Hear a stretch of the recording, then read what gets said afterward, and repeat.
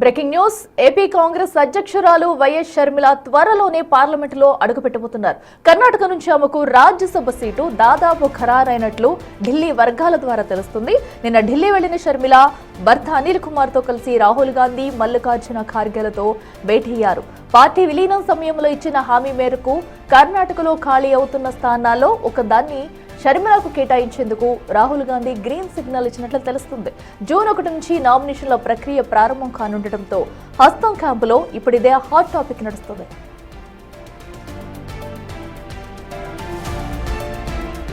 ఇక రాజకీయాల్లో ఏ హామీ అయినా అనుకున్న సమయానికి నెరవేరడం అంత ఈజీ కాదు. కానీ షర్మిల విషయంలో కాంగ్రెస్ అధిష్టానం పక్కా ప్లాన్ తో ముందుకెళ్తున్నట్లు తెలుస్తుంది. 2024 జనవరిలో తెలంగాణ వైఎస్ఆర్సీపీని కాంగ్రెస్ లో విలీనం చేయడం వెనుక Karnataka deputy CM DK Shivakumar, KC Venugopal కీలక పాత్ర పోషించారు.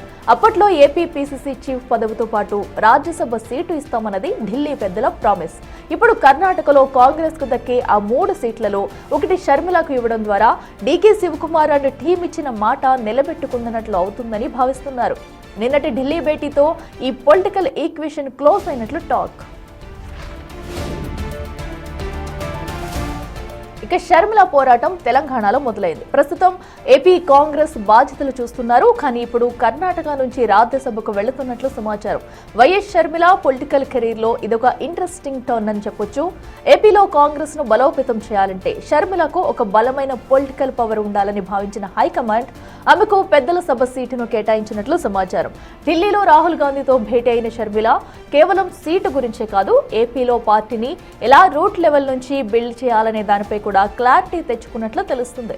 ఇక ఎంపీ సీటు దక్కడం ద్వారా వచ్చే పొలిటికల్ మైలేజ్ తో ఏపీలో జగన్ కూటమిలకు షర్మిల గట్టి ఫైట్ ఇవ్వబోతున్నారా అన్నది ఉత్కంఠంగా మారింది.